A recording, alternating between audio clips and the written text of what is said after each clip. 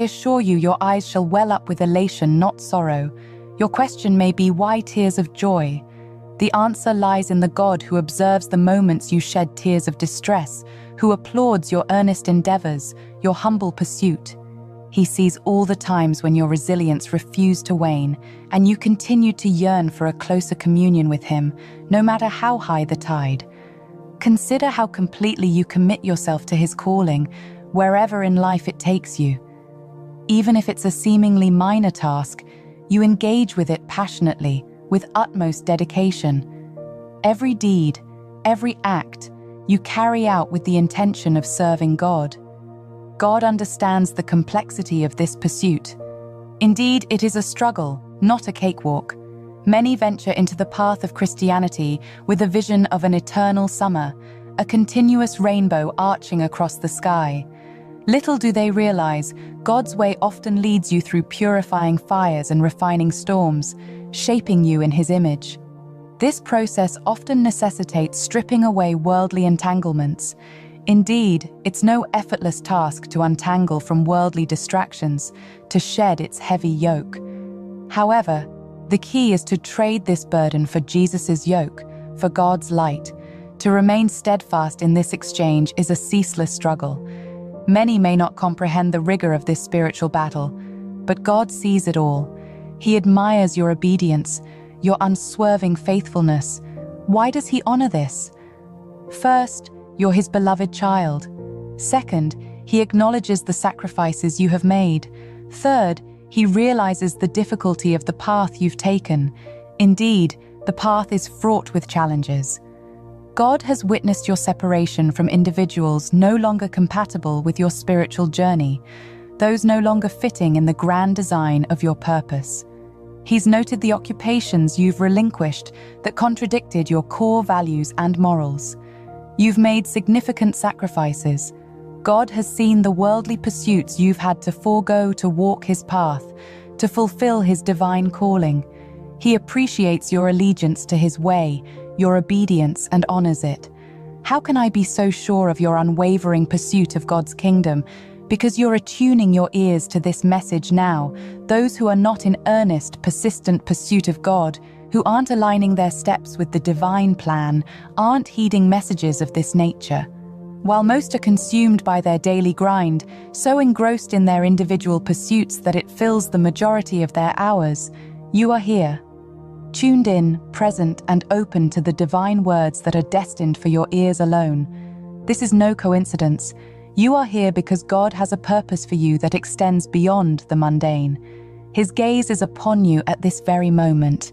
God observes as you strive, push, and journey closer towards his divine love and wisdom, yearning for the blessings he reserves just for you.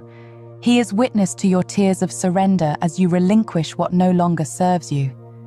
It was revealed to me during my time of prayer that soon these tears of sadness would transform into tears of profound joy. This revelation wasn't exclusively for me, but a divine decree intended for all his children. To articulate this divine message, I was guided to Psalm 40, verse 1, a sentiment that David, the shepherd boy turned king, penned. It says, "I waited patiently for the Lord. He turned to me and heard my cry." David's despair and God's solace echoes in these words. Just as God heard David's pleas born from sorrow, so too will he hear yours. And like a benevolent sculptor, he will mold your sorrow into elation.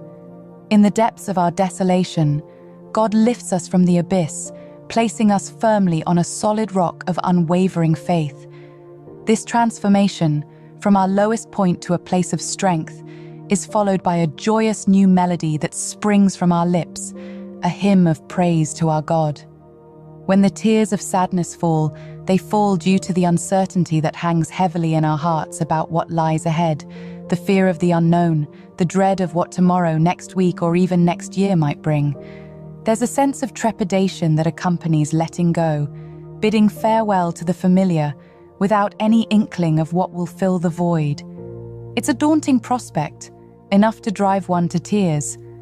But rest assured, in the aftermath of the storm, God ensures a rainbow of joy adorns your sky, I cannot pinpoint the source of your sorrow, the loss that you've had to endure, or the path you've had to abandon. Yet, I can assure you, God has seen it all. God, in His infinite wisdom, acknowledges your sacrifice and the courage it took. He has a plan for replacement and restoration. It won't just be a simple exchange, but a divine upgrade, far surpassing what you had to let go. No matter what you have lost, be it financial, relational, or something deeply personal from years ago or just recently, I assure you, God is fully aware. He resides in your heart, experiencing every tear that you shed. He is poised to restore all that was lost and bring something far superior, something that will trigger tears of pure joy because He has always been with you, sharing your journey. God has seen your tears of sorrow, and now He promises to give you a reason for tears of joy. In the words of David, He has placed a new song in your mouth. This new hymn, sung in your rejuvenated spirit, will be a testament of God's faithfulness that will inspire others to trust Him. The one who places their trust in God is indeed blessed. Trust in His timing, His wisdom, His mercy, and His love, for He promises a blessing beyond measure. There's a profound depth that surrounds this notion, the sheer magnitude that springs forth from the simple yet profound act of surrendering all to the Lord. It's a deliberate choice, a purposeful decision to steer clear from vanity and the allure of false deities, a resolute act of setting one's sights on God's grand design. Consider the times when you've chosen to commit your time, an invaluable asset, to God. These were moments you could have spent immersed in worldly pursuits, but instead, you elected to dwell in the Lord's presence, absorbing the wisdom of His word. Think of those instances when you were presented with the opportunity to join a corporation, a path that promised higher income. Yet, something within you echoed, "This is not my journey." So you decided to follow the path the Lord had charted for you. You chose to remain rooted in faith, believing that even though the fruits of your labor might not be visible at the moment, they would inevitably sprout in God's perfect timing. God has borne witness to these instances. He has observed as you mustered the courage to walk away from relationships that weren't aligning with His divine plan for you. You might have endured tormenting loneliness, a cruel trick of the enemy trying to dissuade you from your holy path. But God has seen it all. He has noticed every detail, every nuanced choice of your life, no matter how small. His omniscient gaze misses nothing. I assure you, your unwavering dedication, your consistent pursuit of God will bear fruit. There are tears of joy waiting to break forth. They will replace those of despair, offering you a taste of God's restorative power. The beauty of God's intervention lies in its transformative power. He doesn't merely restore, He brings forth the new. You might be amazed at the delightful surprises He has in store for you, blessings that you didn't even anticipate. God has a unique way of making your past losses irrelevant. He immerses you so thoroughly in His abundant blessings that you find yourself lost in the divine present, forgetting the heartbreaks of your past. Let me share with you from the book of Colossians, chapter 3, verses 23 and 24. Whatever you do, work at it with all your heart, as working for the Lord, not for human masters, since you know that you will receive an inheritance from the Lord as a reward. It is the Lord Christ you are serving. These verses illuminate a profound truth. Every act we perform, no matter how small, should be dedicated to the Lord. We aren't seeking validation from others, nor are we trying to fit into specific societal molds. We're serving the Lord, and this service, pure and selfless, brings immense joy to God. And rest assured, for such acts of service, God rewards in kind. The time will come when your tears of sorrow will transform into tears of joy. As I've mentioned before, you'll experience the full circle moment, the divine turning point where you look back and marvel at the journey. You'll reminisce about those days when you wept over similar circumstances and now find yourself rejoicing over how God has repurposed them for your good. Perhaps there was a time when you grieved over a failed job application, a broken relationship, or endured mistreatment. However, the transformation of your sorrow into joy will affirm God's benevolent presence in your life. So, be patient, for the divine turnaround is near.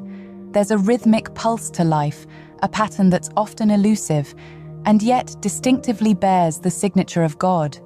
It may be years before the notes align in harmony, the echoes of past struggles rebounding to form a melody of triumph.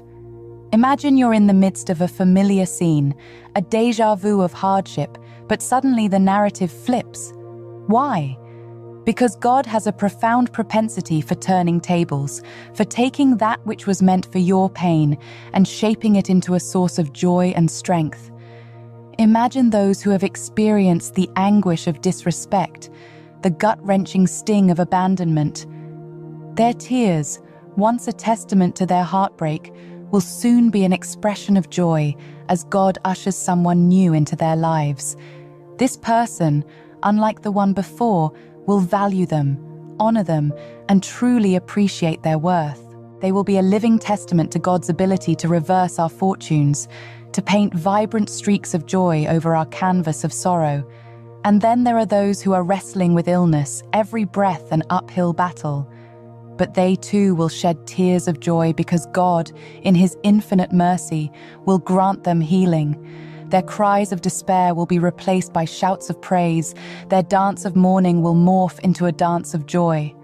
God, you see, is the grand conductor of our lives, setting the rhythm and the tone, harmonizing our dissonant chords into a symphony of redemption.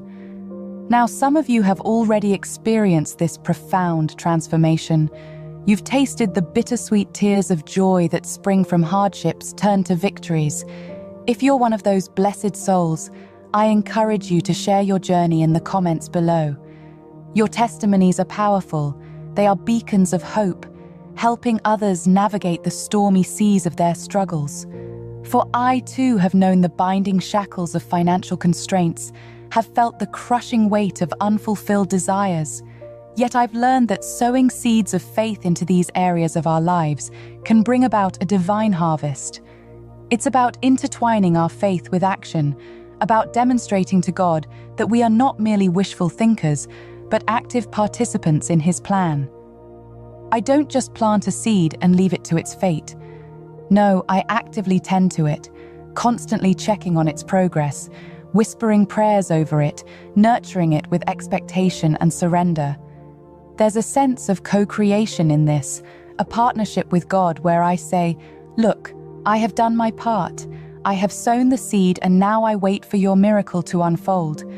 But understand this, releasing it fully into His hands does not mean we forget about it. Rather, it signifies a profound understanding of a divine principle, that what we give in faith and expectation will inevitably return to us, multiplied and blessed. We don't merely sow seeds, we sow the essence of our faith, the belief in a God who can take our meager offerings and multiply them beyond our wildest dreams. That's the transformative power of His love. It turns our hardships into joy, our tears into laughter, and our sown seeds into a bountiful harvest. Like the video and type Amen if you trust in the Lord.